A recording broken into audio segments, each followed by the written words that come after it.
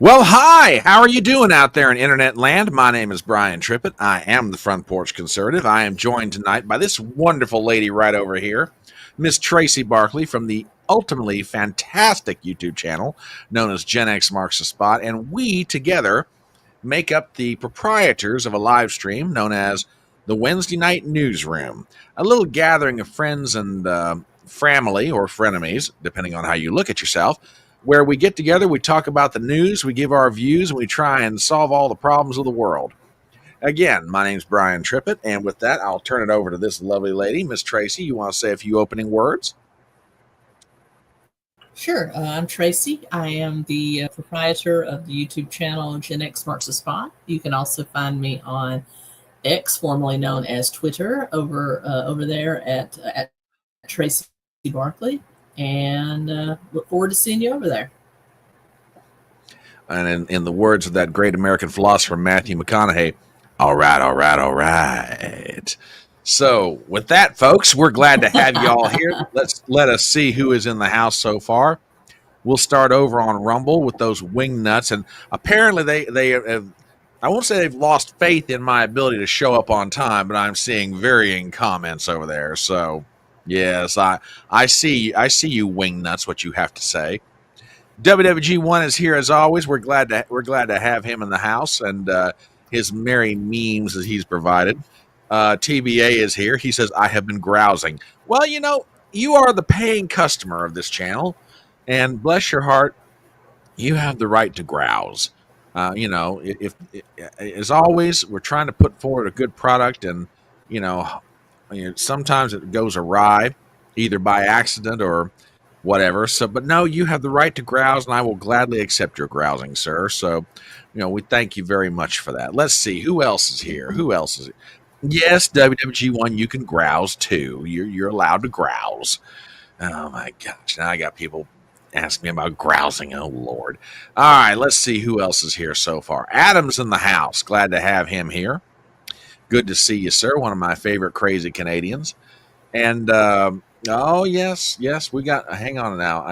Adam's been sending me a couple things, and while I am pulling those up, Tracy, what have you been up to? What's going on with you?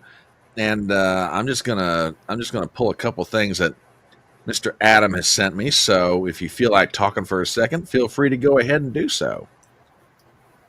Sure. I'm sure a few people in my audience have questioned me, and I owe everybody an explanation. I have to do a video for my channel about it, but I have sort of stepped back from my YouTube channel for just a bit.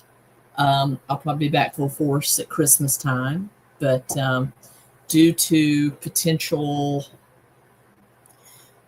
one of my big clients, I am self-employed, but one of my big clients is a company from north of the border, and they're making some cutbacks, and that could include me. So as a result, I have gone back to school to take the few classes that I need to finish my bachelor's in accounting, and then to pursue my CPA so that I can safeguard a job that's also safe from AI and actually move forward. And my ultimate goal is to be a forensic accountant to help uncover fraud and abuses and things like that. So that's what I've been doing. I'm attending Western Governors University, and I am taking classes as quick as I possibly can. So for the next 6 to 8 months, my life is going to be work and school. So I've had to temporarily step back from creating videos and doing live streams on my channel, though I still will be here on the Wednesday Night Newsroom every other week with Brian. At least that is my goal. Well, and as always, I mean, and we were talking about this backstage. We are literally the one-man band operation. Is that yes, we have some folks that help us out. We're not ungrateful for the help, so don't misunderstand what I'm about to say. But by and large, it's up to us to advertise our channels, create the videos for our channels, do the live streams for our channels, do all the steps that you got to do to grow the channels. And it's tough. It's really tough for one person to do all that and have a regular paying job they got to hold down and have, everything else that goes with it, a life outside of work and this and everything else. So yeah, when something like this comes along, we'll adjust accordingly. And Tracy and I have talked about it. We still want to do the Wednesday night newsroom. I mean, I have a lot of fun live streaming with Tracy. She has fun live streaming with me. And you know what? Frankly, aside from the fact, excuse me one second here, aside from the fact that we're smarter and better looking than most people in mainstream media, which means you ought to be watching us more than anybody else, we do good commentary. And daggone it, we're proud of our commentary. Mm-hmm. So, yes, we still love doing this, and it's a whole lot of fun. And, you never know what's going to happen whenever we get together for one of these things. So yeah, by all means, we're gonna keep the newsroom alive. We're gonna do it on my channel until Tracy, gets through with classes, and then we can throw her a graduation party and get her thoroughly drunk. Oh, you didn't know that was the end. You didn't know that was the end reward of all this studying, did you, Tracy? Get Tracy plastered and have her say something embarrassing. To end of study for schnickering. Like I did on election night. I was so happy on election night. Oh, I was so happy on election night. God, we all were. We all were, dear.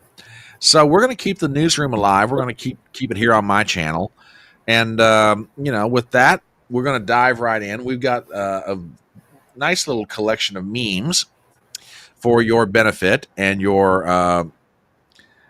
Let's see. Well, TBA has something to contribute. He says, "I don't need to be plastered to say something stupid. Usually." TB, I don't know how to react to that. So, I mean, I don't know. I don't know. So, anyway. Anyhow, we are glad to have you all here. So, with that, we'll dive right into the merry memes. And, Easter is coming up. Very important holiday for everybody. How we celebrate it is an important thing. And there are always traditions. There are always traditions that every family engages in when it comes to Easter. And one of them is the usual, either kids get candy on Easter Sunday morning, or they go to church, or what have you. And apparently in the Biden household, there are certain traditions that happen at Easter, but apparently these are very tight-knit secrets that they don't share these traditions, but we did find out about one of them. I mean, for example, Joe will occasionally turn to Jill and he'll look at her and go, they'll have a discussion about chocolate Easter eggs. I don't know. I don't know what that means exactly. I don't know why Joe would have, a chocolate Easter egg in his pants. That's the part I don't quite get. I don't understand that. And do they have a hide the dime bag from Hunter instead of Easter eggs? Oh my! That's an interesting question. I had not thought of that, but you know what, Tracy? You may be absolutely right, my dear. It may be one of those deals where, as opposed to like straight up Easter eggs, they're just hide the dime bag, or as WWG1 says, now he asks a very important question about the chocolate Easter eggs. He says, are they still wrapped in foil? Yeah, look, I don't know what's going on inside Joe Biden's pants. I'm not sure I want to know what's going on inside Joe Biden's pants. Okay, that's just there are some subjects that just I really don't want to delve into, to be perfectly frank. God. Oh, this audience, I tell you what, y'all are awful, positively awful. Anyhow, and with that, we'll move on to our next meme. Ever since Kash Patel and Dan Bongino have taken over the FBI, there have been a lot of changes. And, field agents are having a hard time adjusting to some of these things. And just to give you an idea of how much trouble they're having, we got our hands on a report. Actually, it was part of an email that went from one particular field agent back to the DC headquarters for the Federal Bureau of Investigations. And man, you talk about people out in the field that are just frustrated and trying to cope with all the changes that Bongino and Patel are bringing to the FBI. I mean, this email is like, it's just gut wrenching. It really is. I mean, I'll put this up here for y'all to read. I mean, the print's a little small, but I'll read it for you. Field Report 16534. It has been 116 days since my successful infiltration of a right-wing extremist chat group. Anytime I attempt to steer the chat toward making actionable threats that either ignore me or tell me to stop I'm told to stop Fed posting. I lost my temper last week and called them all retards. Their response was to not only agree and praise my assessment with a statement of "so true, King," etc. Then individual members began posting "I'm a retard" like it was Spartacus or some shit the administration renamed. We had the admin for the chat room had to rename it "Retards Are Us." My sanity is at its limit. I'm begging you for a reassignment. You know, look, man.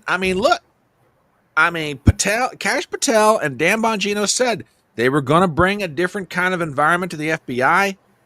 I think you're beginning to see it, folks. You really are. And these agents are just having a hell of a hard time figuring out, how to deal with it. I know that was the name, but do we have any stats on anybody that has resigned from the FBI since they took over?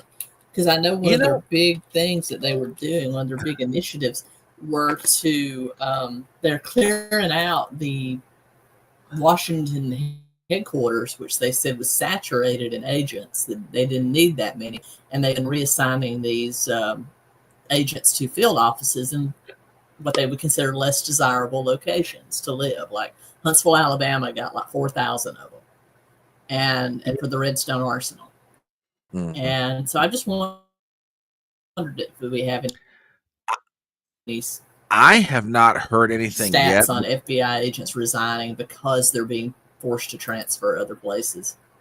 I have not heard resigning en masse. So I have not heard anything yet, but that does bring to mind a very interesting tweet by Dan Bongino. And for those of you who know, Dan is now the deputy director of the Federal Bureau of Investigations. And he put out a very interesting tweet the other day, and I'm working my way to it right now. So give me 1 second here, folks. And then actually he posted this on Monday. So I ought to be able to find it fast. Give me yeah, here it is. I'll pop this up on screen. Headed back to D.C. today after spending a day back home with my wife and my daughter. As I dive back into work, I want to reassure you that nothing that is happening here is happening by accident. Because of the sensitivity of what the FBI deals with, both the director and I have to be circumspect in what we can make public. Bad guys read this stuff too. Neither one of us came here to play games. Measure us by the results. You will see them. And just because you don't see something happening right this second doesn't mean it isn't happening. I'll conclude by stating that not every result is going to please everyone. That's just pandering. It's not leadership. Complex problems require diligence and a reform-oriented process to create lasting changes, or else you're simply putting a bandage on a gushing wound. Let's do it right. God bless America and all those who defend her. Dan Bongino. So I have not heard any stats about number of resignations, but Bongino's absolutely right. It is very, very quiet inside the Hoover building in D.C. But this is an interesting tidbit. What is it? What you got?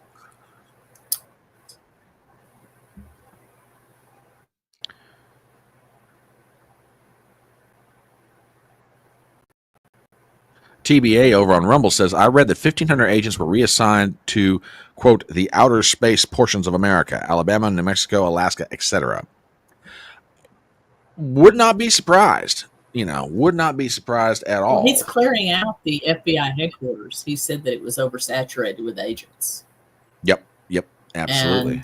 And Interesting, interesting tidbit. Um, what they call rookie agents from 1 to 6 years, they make Okay. between 74K and 86K a year. After you surpass your 10th year, you're up to about 92 to 108,000. Special Okay. agents with 15 or more years of experience, 148,000. And your average field agent in San Francisco, because of the high cost of living, makes 110,000. So Okay.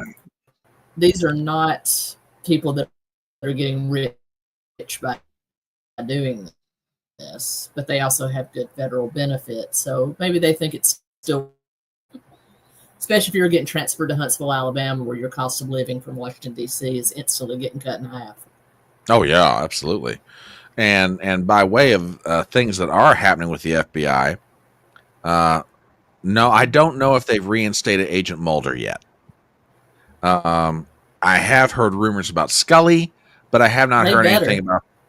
Yeah, well, I was going to say uh, they can bring Agent Scully back anytime they want to. That's all I'm saying. I Yeah, wouldn't kick FBI be either of all. them out of bed. Duchovny back in the day. Just saying.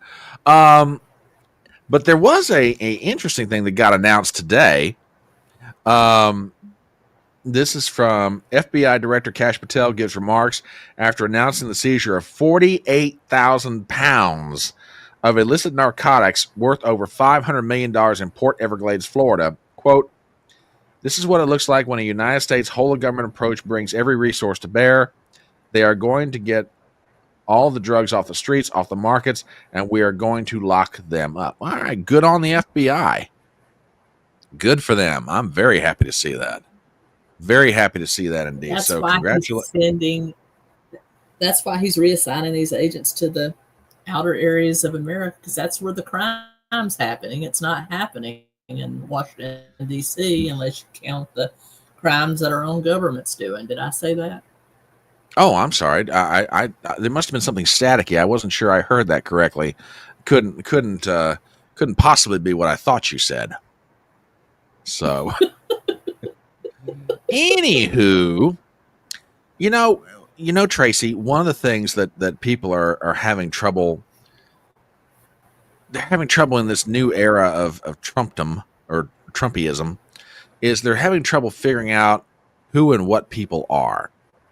Fortunately, a psychiatrist has come out with a list of signs that if you see these in individuals, you can instantly identify them for what exactly they are. And we just happened to get our hands on a copy of it because No, wait we just a here on the dang minute. I thought Trump made it easier to know what people are, getting rid of all shit. well, but some people still have problems with perception, and even though you can just present every piece of fact in their face, trying to show them, hey, this person is they just don't get it. Well, a psychiatrist has recently broken it down to make it easier for the average person to figure out what someone is or their personality type is like. I mean, for example, let me pop these up here because I think you guys will appreciate this. And you can share this with your friends, by the way, because, here on the Electronic Front Porch, we are all about, trying to benefit everybody's life. I mean, for example, if you're trying to identify who a racist is, that is a person who wins an argument against a liberal.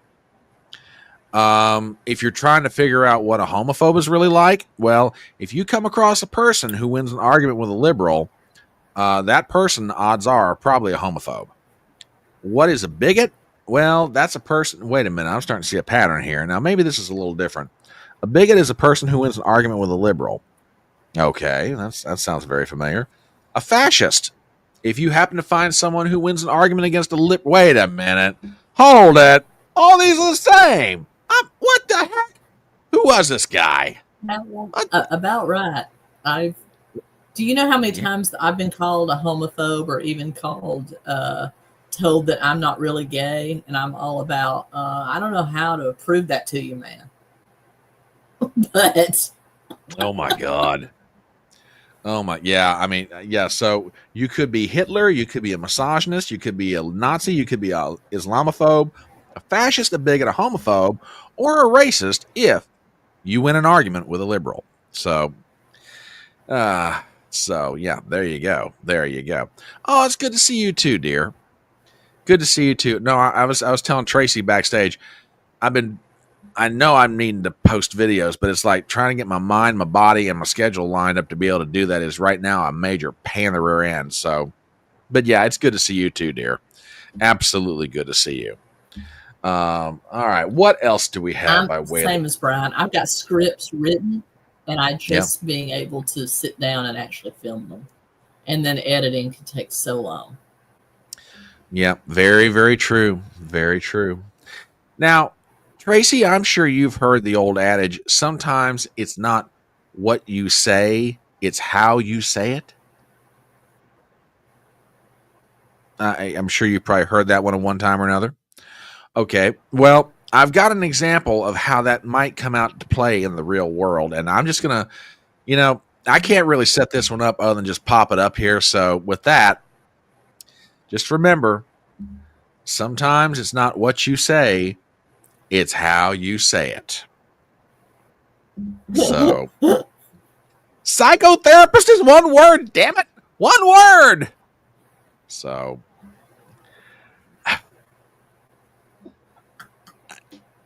yeah, I mean, look, it speaks for itself. That's all I'm saying.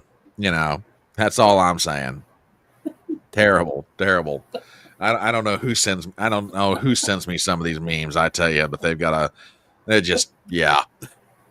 No, WWG1 as always. I thank you, sir, for every contribution that you make. But that's got to be one of the best I've read that you've ever sent me. Jeez.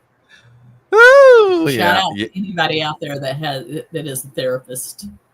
yeah, yeah, yeah. Too many syllables, Adam. I agree wholeheartedly. Agree wholeheartedly. And shout out to Up in Connecticut. I know they are not a micro, but an immunologist. So Yep. I always enjoyed their comments back during COVID. Oh yeah, absolutely, absolutely. All right, got a couple more here, and Glinda, the Good Witch of the West, always was dispensing wisdom in the movie The Wizard of Oz, and there were some lines that just did not make it into the movie, but they should have. And we found from one of our California connections. We found from one of our California connections a part of the script of The Wizard of Oz that apparently got taken out in the editing, which is kind of a shame because there's so much truth in this statement. I mean, for all y'all out there who are trans, take this one to heart. I mean, I'm not saying, but I'm just saying, Oh, Brian, I know this is sort of the same thing, but have you ever it's an actual diss in the movie, but you don't catch it. Points it out to you, the witch or a bad witch, and she goes, "Oh, I'm not a witch at all. Witches are old and ugly." And Linda then goes, "Well, no. Only bad witches are ugly." So basically, what she's doing is telling Dorothy, "You're ugly." Oh She asked her if she my. was a good witch or a bad witch. If he hadn't have been, Glinda, You, if she hadn't have asked her, you, if only bad witches are ugly, then why did she have to ask her if she wasn't ugly? I had not thought about that, but you are absolutely right. And yes, I do stand corrected. Glinda was the Good Witch of the North. I'm sorry. I am sorry about that, Lana. So, And yeah. in the book, Glinda was the Good Witch of the North. They changed it. Yeah. Mm. Actually, in the book, she was the Good Witch of the South. I don't know why they felt the need to change it to the North in the movie, but damn Yankee riders.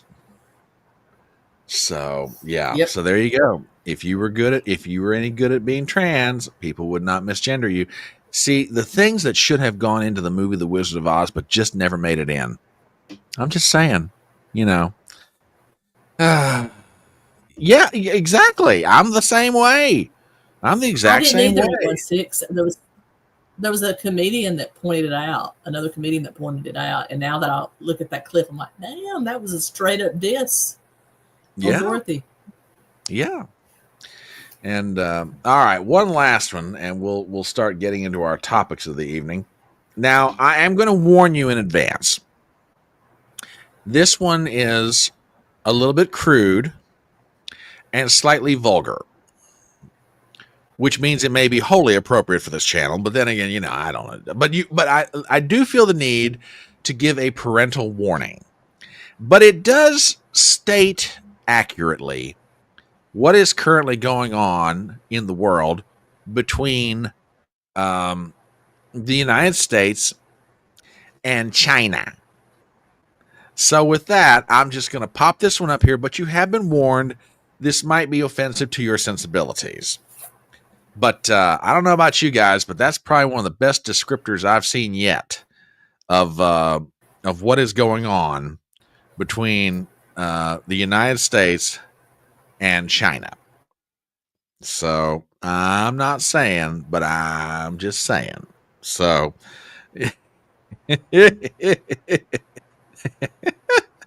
well, yeah, I thought it was pretty accurate. I thought it was pretty accurate too.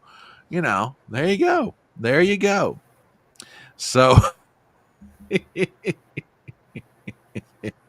TBA over on Rumble says very descriptive. Well, it's accurate and very descriptive. I agree with that wholeheartedly. Wholeheartedly. Oh, this is bad. This is bad. Adam, how could you? How could you, sir? Oh my God. All right. I thank everyone from Adam to WWG1 and back for their contributions to the Merry Memes section of the show. And with that, we're going to dive right in. Look, let's just talk about the 800-pound gorilla in the room, okay? The tariff war between the U.S. and China. And let's just be straight up. It is a straight-up tariff war. Yep. And today it took some interesting turns that quite nobody saw coming. I want to pop up a headline, and we'll start the discussions from here. From CNBC, Trump temporarily drops tariffs to 10% for most countries, hits China harder with 125%. Article by Dan Mangan from CNBC. Trump dropped new tariff rates on imports on most U.S. trading partners to 10% for 90 days to allow trade negotiations. Trump announced the pause hours after goods from nearly 90 nations became subject to stiffer, so-called reciprocal tariffs imposed by the U.S. The president also said on social media that he was raising the tariff imposed on imports from China to 125% effective immediately due to the lack of respect China has shown the world markets. And consequently, and I will pop this up here in just 1 second, the markets reacted quite happily to this news as the market went up almost 3,000 points on the Dow Jones. And as soon as this pulls up, hopefully, there we go. Thank you very much. It's almost back to what it was before it started dropping. Almost. Yeah. I mean, almost 3,000 points on the Dow, 30. The S&P 500 is almost up 500 points. NASDAQ's almost up 2,000. So, yeah, there's a lot of moving pieces in this. And I'm of two minds on this. And Tracy, I'll take your thoughts on this. Some people are saying... First of all, Go ahead. Go ahead. No, my thoughts are that if China legitimately comes to the table, Trump will work with them. He legitimately will. But they're not. The reason that those tariffs he had 50% of the retaliatory tariffs that other countries had on us. That's what he had on everybody. And he had 50% of their retaliatory tariffs on us. The only difference was China, because we trade so much with China. Let's face it, we got a huge trade deficit with China. So he was pushing hard on them. So they came to the table wanting a trade deal. So out of respect for these 75 leaders, that are coming to Trump with asking for a trade deal, he's dropped their tariff to 10% and is putting a pause on them. Yep. Okay, or temporarily for 90 days. Instead of coming to the table with a legitimate strategy for how to open up trade again between the U.S. and China, what does China do? China goes running to Japan, goes running to South Korea, trying to establish a trade partnership with them to kind of block out the United States. And what did those countries tell them? Not interested. He's probably going to get the same reaction from just about any other country that he approaches. Because who is the biggest consumer base in the world? Us. The United States. Yep. Us. China sells to China. China makes their own goods for their own people. They don't import much at all. So we're completely blocked out of actually trading with China in a profitable way. We are almost 400 million strong. We're the market everybody wants. So everybody's going to do business with us. And I think Trump is either going to just continue to let China spiral. And it all comes down to what President Xi does. Is he going to escalate this to an actual hot war, militarily? Or is he actually going to come to the table? Or is he just going to let the economy of China collapse? Because without the United States, that's exactly what will happen. Well, and there's going to be the $1 million question, because he cannot be, look, in his situation, and this is not necessarily original to me, but I wholeheartedly agree with it.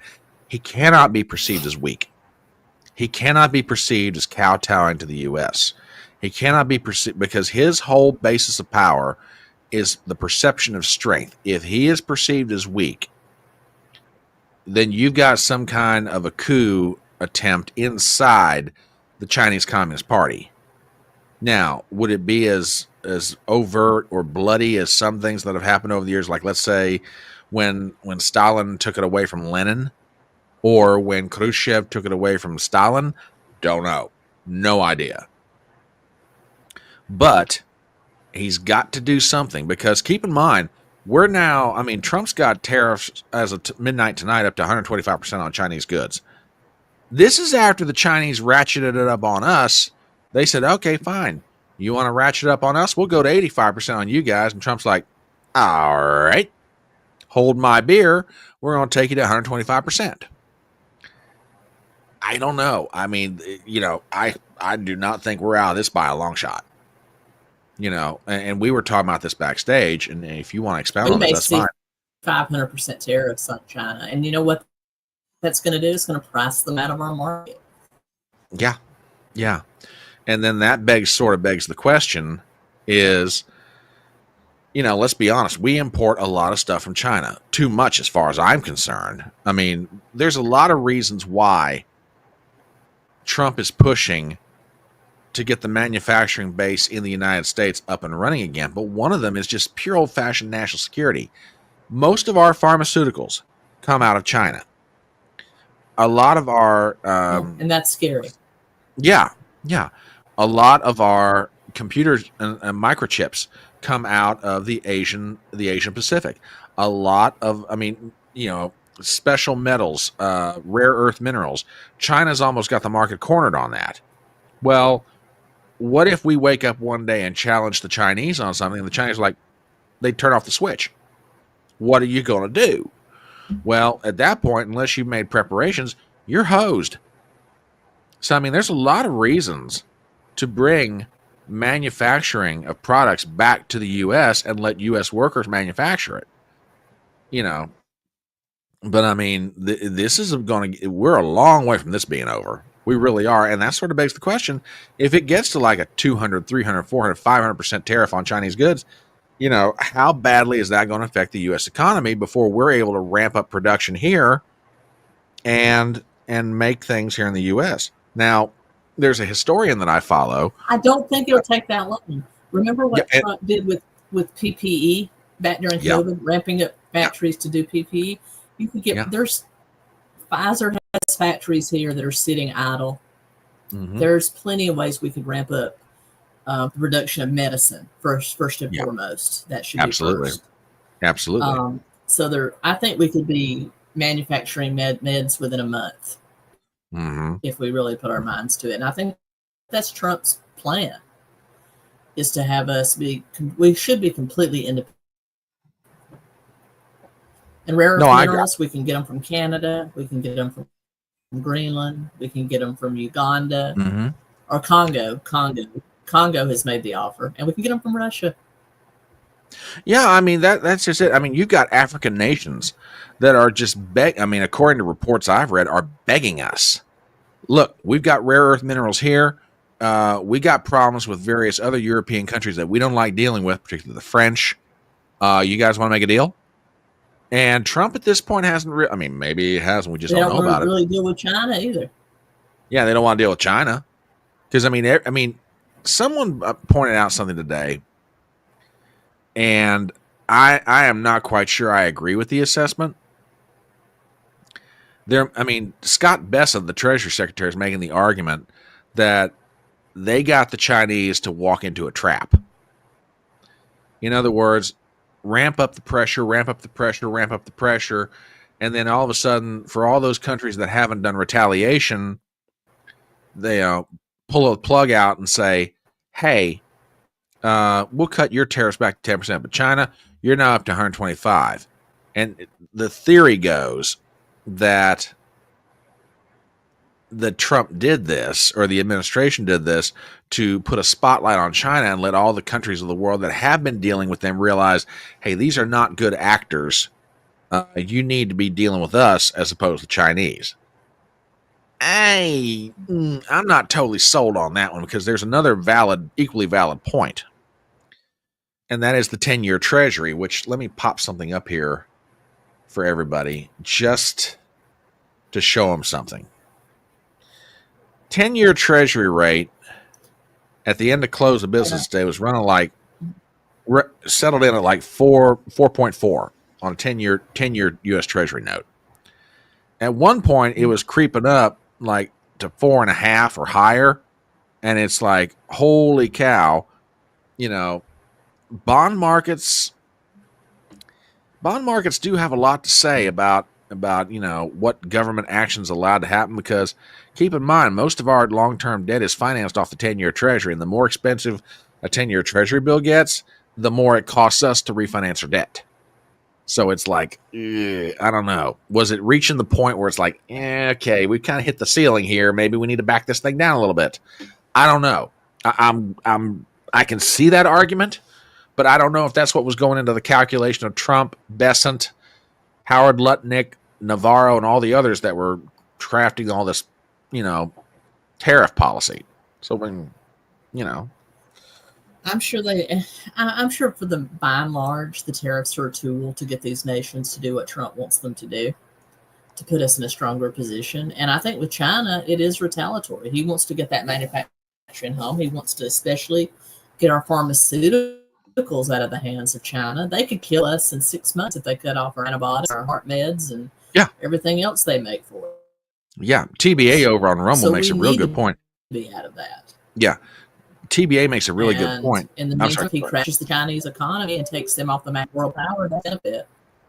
Yeah, absolutely. That's all. Yeah. Atlanta makes a really good point. Most of our pharmaceutical ingredients come from China. So yeah, we've got to turn this thing around. Like I said, if we wake up one morning and China just flips the switch and says, "Nah, we're not going to send you anything," what are you going to do? Or WWG1 brings up a very valid point over on Rumble. They could just kill us by poisoning the stuff.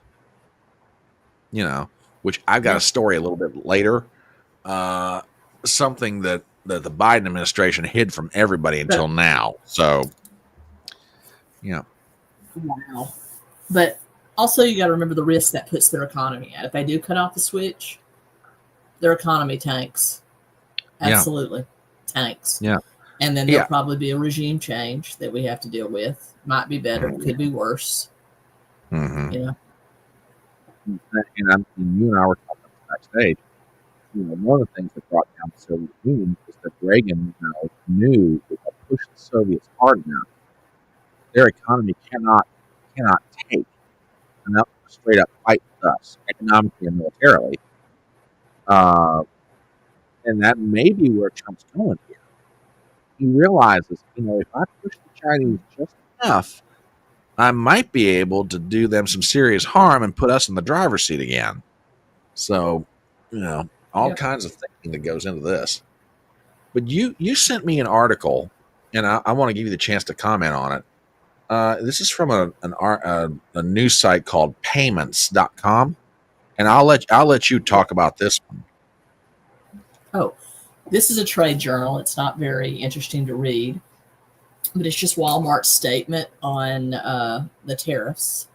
And basically, they're not worried about not being able to deliver their everyday low prices because they can probably cut prices enough on their side to compensate for that. But interestingly enough, what's really interesting is about halfway down in the article, it talks about Walmart is not going to bear the brunt of these tariffs, particularly on China, who is one of the biggest ways that China's products get into our hands through Walmart. And they are literally going to right here has been trying to blow off the tariffing, but basically they're asking Chinese suppliers per round of tariffs. So now we're probably on our third round of tariffs with China. 10% per round of tariffs. They're asking them to cut their prices to Walmart. So right now you've got Chinese companies that if they do business with Walmart, they're having to cut their prices by 30%, or Walmart's not going to buy the stuff from them. That's huge. That's huge. That is definitely huge. And, Chinese businesses are not going to like that, and they're going to voice all of this anger with the CCP. And it's going to destabilize them both socially and economically. And what are those ingredients for a revolution? And it may be what Trump's trying to do, is to destabilize China. Well, and if nothing else, to buy us some time to ramp up our production domestically of the things that we need to do here, such that China doesn't have to be in the driver's seat anymore. And I've got a side story here. And Lana makes an interesting point. We do get a lot of our medicine from Israel, thank God, and they won't cut us off. But we get a lot of things like antibiotics and respiratory medicine from Israel, so at least we'll have that. And India as well. Exactly. So, I mean, the president of India is sitting over there like that Kanye meme, just behind the tree. Yep. Well, I mean, that's just it. I mean, if the nations of the world are governed by wise leaders, and I know in some cases that's not necessarily true, wisdom would tell them that, okay, it's time for us to make a really good deal with the U.S. because if China's going to screw the pooch, so to speak, then we need to step in the gap, and whatever the U.S. wants to buy, we need to be the one providing it. If they're not going to manufacture it themselves, then let us do it to help our people in our nation. We get a good deal with the U.S., they give us a good deal, we make each other happy. See, there's a lot of risk, at least from my perspective. There's a lot of risk and a lot of reward to what Trump's doing. Yes, it's a very high risk to our national debt, to our national security, etc. On the other hand, if Trump pulls this off, we could isolate China, reduce their influence around the world, economically, militarily, etc., and put ourselves back in the driver's seat, with a lot of really good, smart policy, So, I mean, going to be interesting to see what happens. Going to be very interesting. Yeah. Now, to that end, I've got a couple of quotes here, and I'll play them for you guys. Let me. This is Trump today from the Oval Office talking about what's going on with the tariffs and everything else, and he brought up a really good point about the other nations that he's dealing with in this. So with that, let me play this for everybody, and we'll get everybody's reaction to it. I wouldn't say this morning. Over the last few days, I've been thinking about it. I've been dealing with Scott, with Howard, with some other people that are very professional. And I think it probably came together early this morning, fairly early this morning. Just wrote it up. We didn't have the use of, we didn't have access to lawyers, or we just we wrote it up from our hearts, right? It was written from the heart. And I think it was well written too, but it was written from the heart. It was written as something that I think was very positive for the world and for us. And we don't want to hurt countries that don't need to be hurt, and they all want to negotiate. The only problem is, you can only do so many at one time. It's like, we want to do it right. We want to get it right. We want to take care of them, but we have to take care of our country. So, but this was something certainly we've been talking about for a period of time, and we decided to pull the trigger. And we did it today, and we're happy about it. I didn't know it would have that kind of an impact, but it's, I think they have the biggest increase in the history of the stock market. That's pretty good. You're almost, if you keep going, you're going to be back to where it was 4 weeks ago. But it was a sick market 4 weeks ago, because this trade was sick. It was only a question of time. I don't blame the tariffs. I think the tariffs just sort of magnified what was happening. It was sick. Biden allowed these people to get away with murder. Biden allowed China to just take advantage of us. We had like $1 trillion deficit with China, $1 trillion deficit. So that was going to only be a matter of time. I think the tariffs brought it out faster, and they magnified the problem. But I think this was a problem that existed far beyond tariffs. This was a systemic problem, and we're going to cure that problem. And maybe to a large extent we have, because we've revealed it, and we've revealed it very strongly. I wouldn't say. Okay. What he's talking about, for folks who are wondering, is the Truth Social post that he put out announcing the taking of the tariffs on China up to 125%, and the reduction of tariffs, at least for 90 days, back down to 10%. TBA over on Rumble says the plunge in the stock market wasn't due to tariffs. It was due to hedge funds shifting their money. That is true. That is very, very true. Do not disagree with that assessment in the slightest. But, Trump's like, look, I don't want to hurt these countries that are trying to do fair trade with us. And that's the key. Fair trade. Not just their tariffs, their value-added taxes, their everything else. And you work with an employer out of Canada. Argentina, he just signed a free trade agreement with. Absolutely. And Trump brings up a very valid point. This market, and I'm not going to say it was overinflated, because, what do I know? I'm just a guy out here trying to make my way through the world. But a 45,000 point Dow Jones, when you got trade imbalances and this much debt, does not make a whole lot of sense in that respect. There's little to no manufacturing base in the U.S. right now, and it's just we're moving money around. So it's like, I can see Trump's point, but how this is going to shake out long term? Yeah, and go ahead. No, and the whole point is, if you look, there's a meme going around, but it's absolutely true. Look at the stock market dips during the previous administration, much lower than even these recent stock market dips, and yet people are panicking now. Also, when they talk about recession, first of all, I don't think we're going to hit a recession. We hit a recession back during Biden. There was at least 3 quarters of shrunk GDP, and they messed with the numbers and said it wasn't a recession. We are coming out of a recession. There isn't one looming. We're coming out of one. Oh, yeah. Yeah, absolutely. And you got TBA says, the panic was faked by mainstream media. Yeah, that's just it.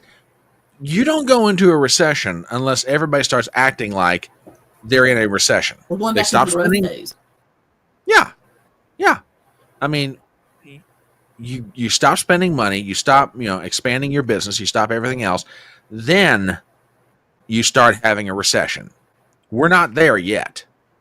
We are not there. And, and the point that people tend to forget about. We're coming out of a recession, Brian. Yeah. We had a recession back during Biden's last year. Yeah. I mean, you've got manufacturing jobs that are starting to rev They up. redefined in the month. recession to avoid calling it a Biden recession. Do you remember that? Yeah. Oh yeah, they read. No. We're not in a recession. And we're like, well, yeah, you are. 2 negative quarters of negative growth. That's a recession. Well, no, that's not the definition of recession.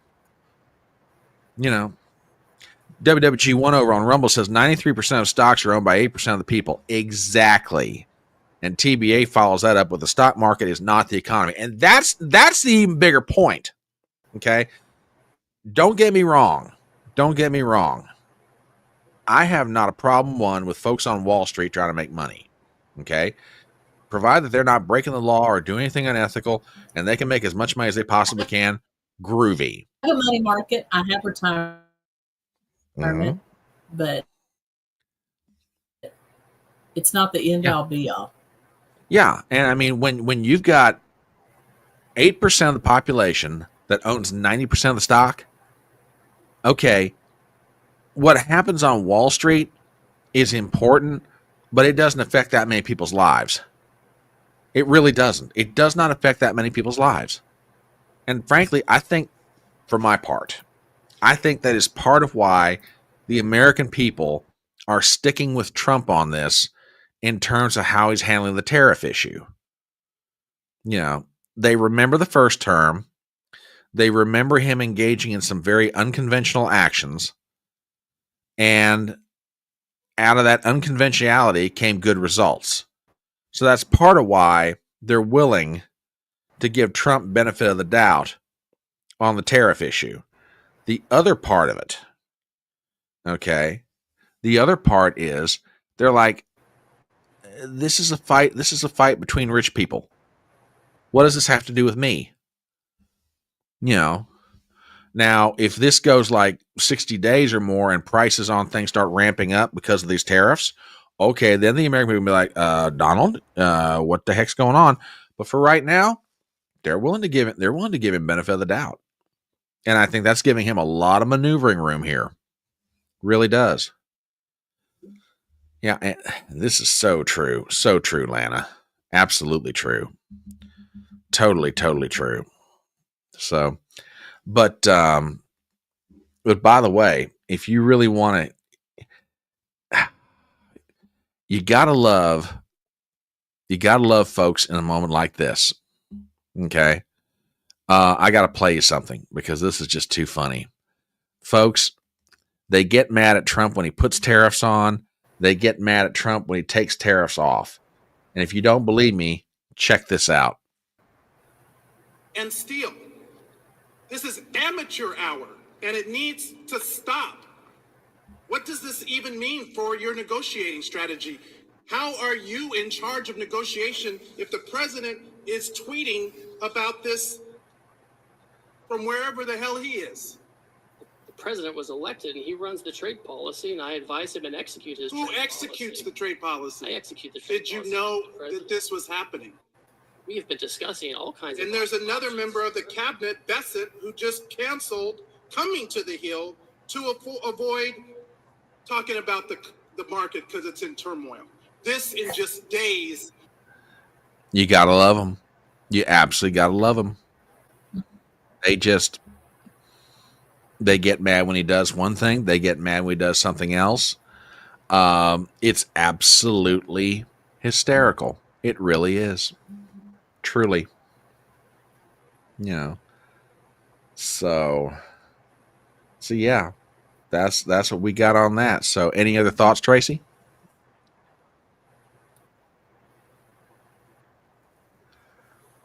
No. Okay. I think Trump has a plan, and I think he's going to work that plan. And like everything that Trump does, I think it'll turn out pretty good. Oh, absolutely. So I tell you what, with that, we're going to take our first when commercial. People make fun of him for all his bankruptcies. That's what businesses do. Businesses use the bankruptcy code to further their own practice, and that's what he's done. No different than any other business in the world. If you don't want business to be able to do that, you need to change the bankruptcy laws. Yeah. But he's just using another tool. So for a business Good businesses, I read recently, good businesses die 7 times. And that's either by bankruptcy, by reorganization, by layoff. Good businesses die 7 times. Oh yeah, absolutely. And that's just it. And I know we've said this over and over again. You've got to understand a lot of what he's doing is for the purpose of negotiation. He's got to create some high ground leverage in order to be able to do what he's got to do right now. So, I mean, and that's just it. Trump will walk into something and everybody's going to sit there and go, ugh! And then before you know it, he comes out smelling like a rose. Now, I'm not trying to give Trump credit for anything he's not. Don't get me wrong. Trump can screw something up as royally as anybody else. Okay. But he's usually got pretty good instinct. His instinct is usually pretty good. Mm-hmm. So, like everybody else, I'm willing to give him benefit of the doubt here and let's see how this thing shakes out. And if it does what he's trying to do, he could pull off one of the most all-time best moves in the shortest amount of time anybody's ever seen.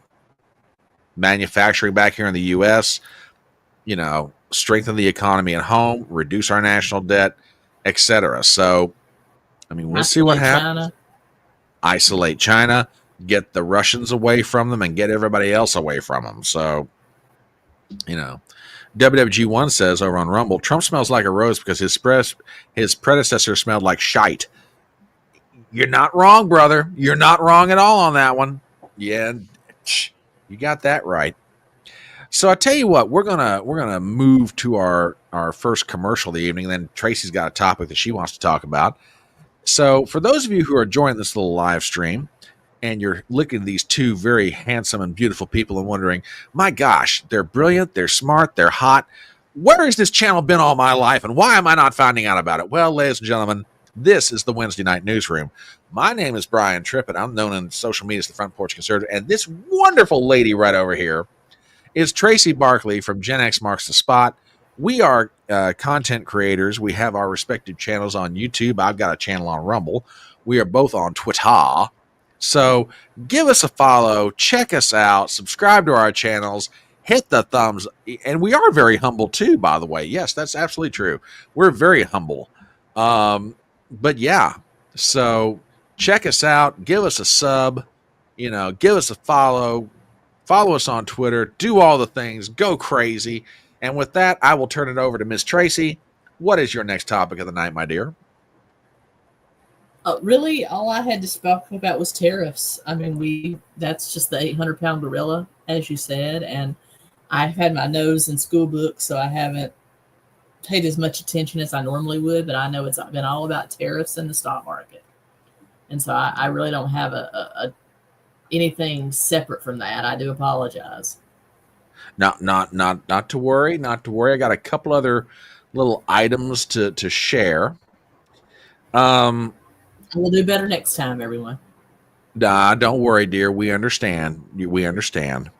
Being a college kid is tough. Believe me, I get it. Let me tell you something. Getting over those sorority parties and frat parties are not as easy as it used to be. That's all I'm saying. Anyway, now I want to take you guys back in time for these next couple of stories. You guys remember back in early 2020 when the coup hit America?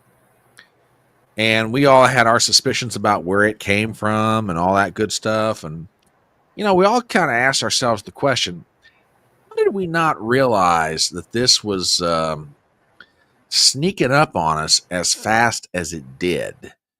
Why did we not get some kind of earlier warning than February of 2020 about what happened? Well, apparently we did.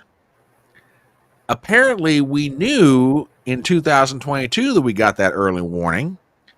But would you believe it? The Biden administration may have suppressed that very report. I've got a story here from the Gateway Pundit, and the headline reads as follows. Bombshell report from Secretary of Defense confirms Gateway Pundit was indeed correct. 7 Americans contracted COVID-19 like symptoms in Wuhan as early as October 2019, months before the official pandemic timeline. Article by Jim Hoft, we have the following. A damning new report from a long-buried Department of Defense report was confirms what the Gateway pundit reported for years.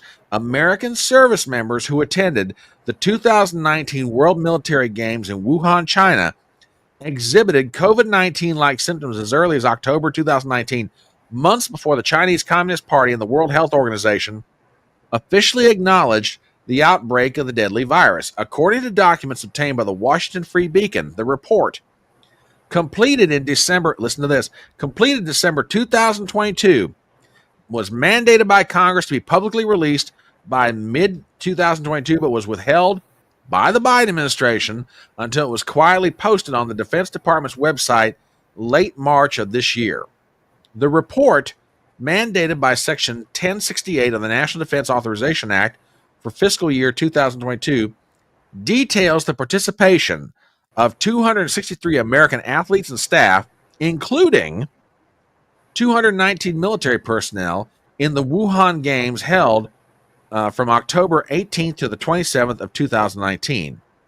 Out of this group, 7 brave service members came down with mysterious symptoms eerily consistent with COVID-19 between October 18th and January 21st, 2020. While the DoD timidly notes that these symptoms could have been caused by other respiratory infections, the timing and the locations scream what conservatives have long suspected. The Chinese Communist Party unleashed this plague on the earth for far earlier than they ever confessed, and our own government sat on the truth. Yep. So, yeah, and Brian, I'm going to put people that were sicker than stank. November, December of 2019, myself and my wife included. We were sick, and my mother-in-law. We were sick with something that I've never had before. It took us a long time to get over it. I suspect we all had the coup because it spreads like wildfire. As soon as those 7 people got back to the United States, it spread like wildfire. And I just copied the link on both YouTube and Rumble for if you guys want to take a look at this article at the Free Beacon. But yeah, apparently the Biden administration sat on the report for about 2.5 years. Now,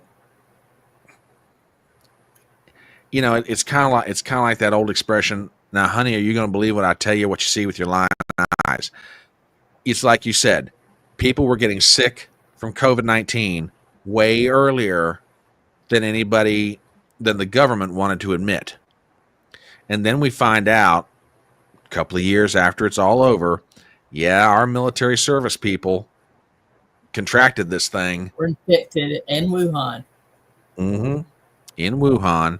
And if that report had come out, I mean, look, would it have changed anything? Well, by that point, no, it wouldn't have changed a thing. But it would have started giving concrete answers that people have been looking for years. And nope, we're not going to offend the Chinese. Biden sat on it. Right, because he didn't want to offend the Chinese.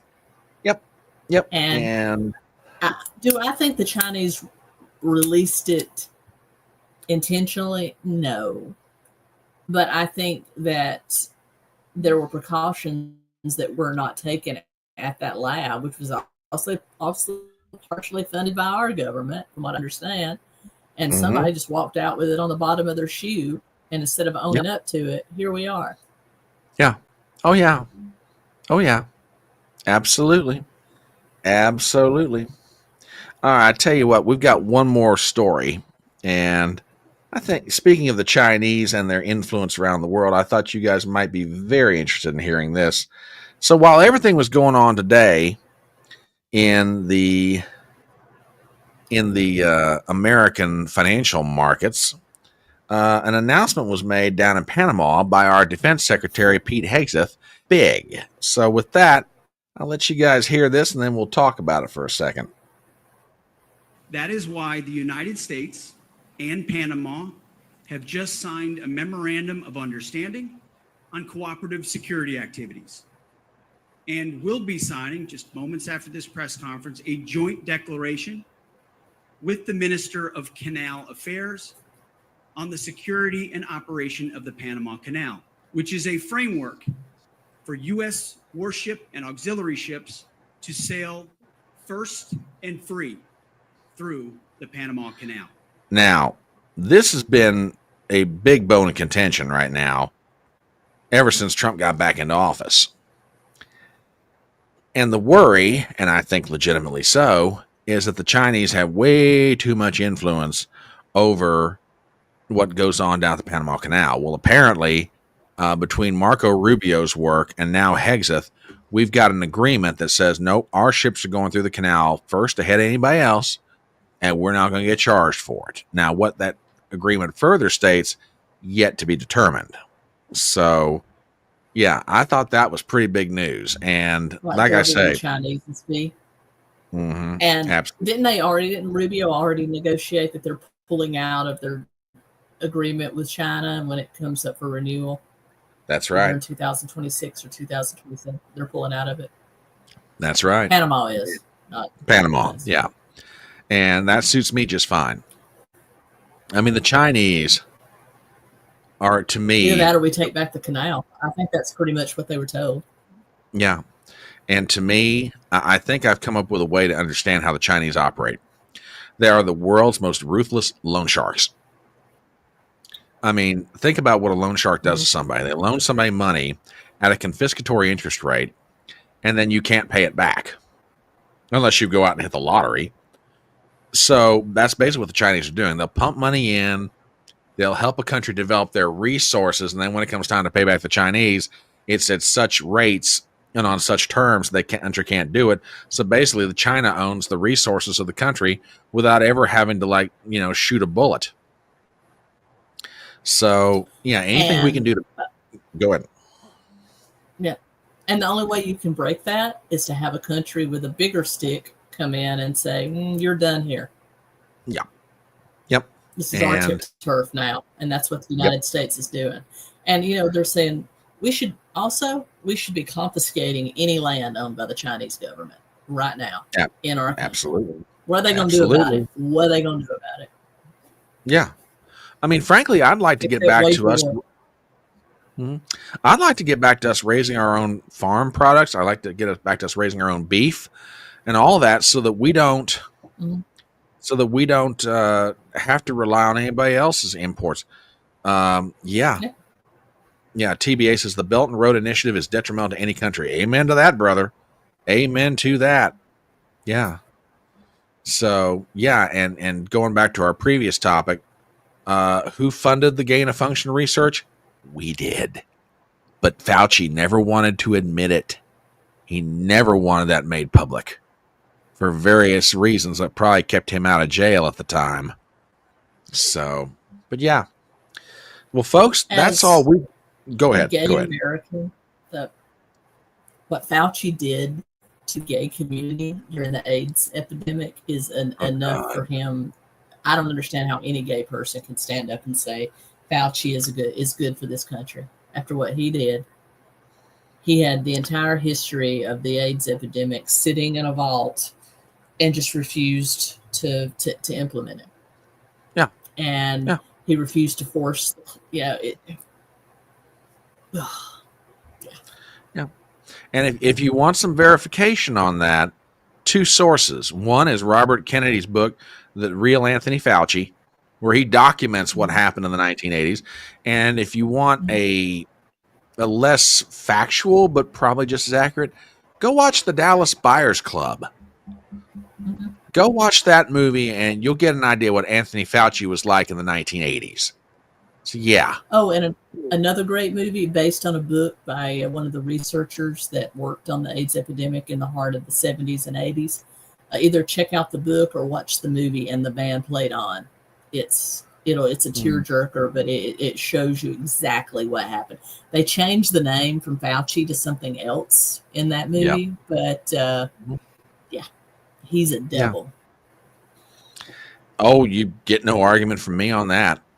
But the problem was about 40 years went by between the AIDS crisis of the 80s and COVID-19, and everybody kind of forgot what Fauci did. But the worst part about it was all Fauci did was go back and run the same playbook again. It'd been 2 generations since anybody had ever really paid attention to what he did, and he got away with it. I hate to say he got away. He legitimately got away with it. You know. So, yeah. Anyway, we're going to go ahead and bring the train into the station for benefit of the hosts and benefit of the audience. As always, we want to thank you guys for being here. We'll be back next Wednesday night, 6 p.m. Eastern, 5 p.m. Central. And, in the meanwhile, do me a favor. And I'm not trying to get hokey or overly whatever here, but, my wonderful co-host here is, dealing with the stresses of work and school and everything else. So if you think about it, send up some good thoughts, good karma, and good prayers for this lovely lady right over here. She's working very, very hard to try to better her life. So, but in the meanwhile, we're going to keep this right here on my channel on Wednesday nights. We'll be back. And I promise, folks, I swear if I can get my body, my mind, and my schedule aligned again, I will be putting out videos. So keep your eyes open. In the meanwhile, we love you guys very much. Thank you for being here. I'll be back for sure this Saturday morning, 10:30 a.m. for Front Porch Brunch. And in the meanwhile, y'all have a good night. And remember the words of that great American philosopher, Tom T. Hall, when he said, "It's faster horses, younger lovers, older whiskey, and more money." Love you guys very much. We'll catch up with you later. Bye-bye.